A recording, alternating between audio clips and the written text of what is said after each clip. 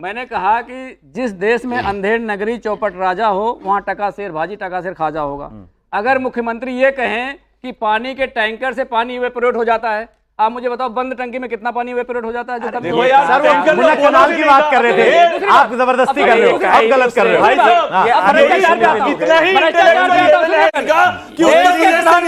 भ्रष्टाचार पे आता हूँ। प्रधानमंत्री ने कहा था 50 दिन के अंदर अगर भ्रष्टाचार खत्म नहीं कर दे नरेंद्र मोदी तो चौराहे पे टांग देना। इसी कैमरे में टांग कब कहा था? इनके 2014 में कहा था। नोटबंदी का बयान था सर, वो नोटबंदी का बयान था। इनके भ्रष्टाचार ये बता रहे हो रहा है।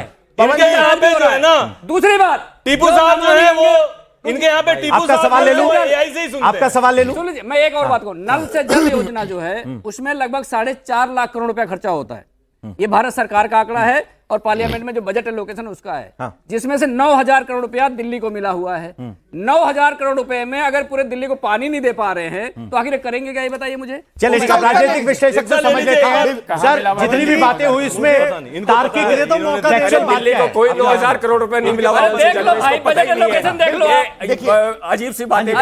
नल से जल योजना कौन करता है? नल से जल का योजना सबसे पहली चीज सर जवाब ले रहे हैं, आपके सवाल पे जवाब ले रहे हैं। भाई रूरल एरियाज के सबसे लिए पहली चीज पवन जी, यहाँ पर कुछ चीजें मिस हो गई।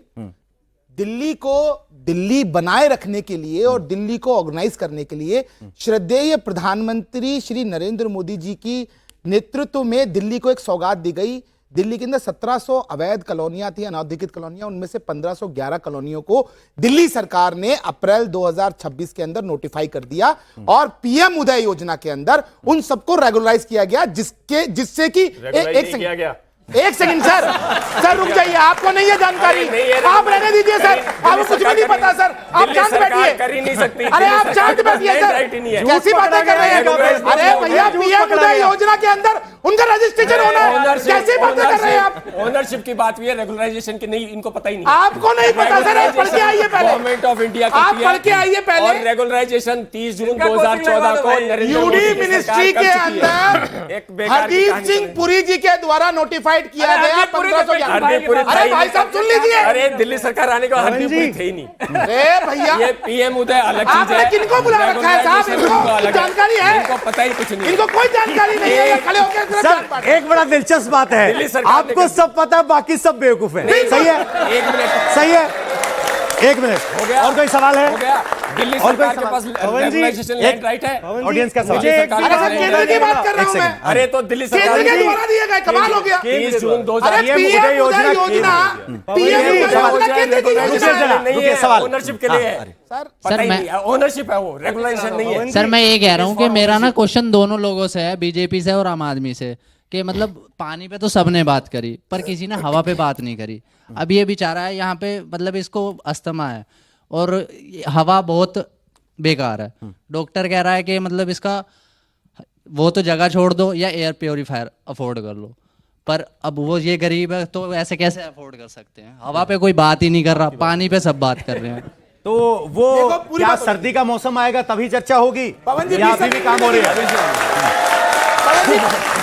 20 सेकंड दे दीजिए सिर्फ, 1 मिनट सिर्फ 20 सेकंड। अरे आम आदमी से भी पूछ रहे हैं सर, सिर्फ 20 सेकंड। पवन जी मुझे मौका भी नहीं मिला इस पे बोलने का, एमसीडी वाले पे भी मैं भाई का भी जवाब दूंगा और इस पे भी मैं कहूंगा। शुरू कीजिए। हम 21वीं सदी के भारत में देश की राजधानी में, जहां पे 5 इंजन की सरकार, केंद्र में, राज्य में, एमसीडी में, एनडीएमसी में, एलजी सब भाजपा के, उसके बावजूद पालम में 9 लोग मर जाते हैं, विवेक विहार में 6 लोग मर जाते हैं आग लगने से, साकेत में 6 लोग मर जाते हैं और अब मालवीय नगर में 21 लोग जो हैं दिन दहाड़े जिंदा जल जाते हैं।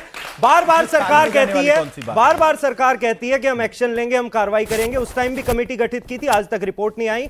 एक बार आप सब लोग पवन जी के लिए जोरदार तालियां बजाएं। इन्होंने एमसीडी में जिस तरह से भ्रष्टाचार हो रहा है वो इन्होंने आज उजागर कर दिया, किस तरह से जबरदस्त भ्रष्टाचार हो रहा है 5 इंजन की सरकार में, जो बड़े बड़े पत्रकार नहीं कर पाए किसी भी चैनल के। सर एक सवाल ये है कि भ्रष्टाचार अभी हो रहा है कि पहले से चल रहा था? नहीं, मैं इस सवाल का जवाब देते आगे बढ़ो। इस चीज का भी जवाब देता हूं। अचानक से बीजेपी सरकार आते ही शुरू हो गया क्या? 20 साल से एमसीडी में भारतीय जनता पार्टी की सरकार रही है। 20 साल, 1 साल नहीं, 2 साल नहीं, 20 साल। दूसरा, इन्होंने पोल्यूशन पे बात की।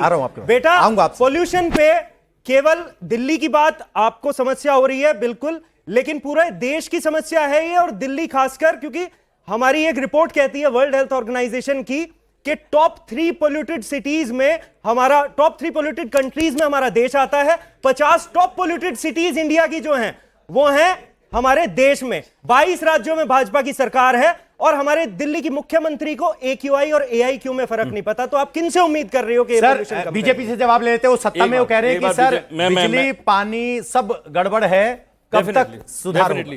यही वजह है। देखिए हमारा देश बता रहे हैं कि पॉल्यूशन के उसमें जद में आया हुआ है। थोड़ा जल्दी कीजिएगा, टाइम बिल्कुल, खत्म बहुत जल्दी बताता हूं। यही वजह है कि पूरे देश के राज्य सरकारों से बाकी पार्टियों को हटा के अब बीजेपी को पे ही भरोसा है। इसी वजह से बार बार बीजेपी आ रही है। एक चीज, दूसरी चीज, इन्होंने बहुत सारी आग के बारे में बताया। जवाब ले लो सर।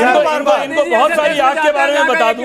एक सेकंड, सुनो 2018 में बवाना में आग लगी थी, 17 लोग मरे थे। 2019 में अर्पित गेस्ट हाउस कांड हुआ था। आज सरकार किसकी है? आज केंद्र में सरकार किसकी है? MCD में सरकार किसकी है? लोग मरे थे। 2024 महंगाई क्यों है? नेहरू जिम्मेदार है। बेरोजगारी क्यों है? नेहरू जिम्मेदार है। दिल्ली में आग क्यों लग रही है? केजरीवाल जिम्मेदार है। लेकिन अब ये चिल्ला के बोलेंगे तुम्हें लाया किसने है? डेटा ना सरकार ने किस लिए चुना है? ये याद रहना चाहिए। लोगों ने किस लिए चुना है तुम्हें? देखो, अगर तुम एक सेकंड भाई साहब रुकिए जरा, अब वक्त खत्म हो गया है। कंक्लूडिंग बात सुन लीजिए। अरे सुनिए भाई साहब, 2019-20 में 107, 2020-21 में 41, 21-22 में 55, 22-23 में 95, 23-24 में 77, 24-25 में 90 और 25-26 में 84। ये मौत का आंकड़ा है। पार्टी अब अपने आप डिसाइड कर लीजिए कौन सत्ता में थे, कौन नहीं थे। सिस्टम यहां गड़बड़ है और आरोप राजनीतिक। आप तय कीजिए कि दिल्ली बेहतर कैसे होगी, क्योंकि नेता तो फिलहाल एक दूसरे को आरोप देने में व्यस्त हैं।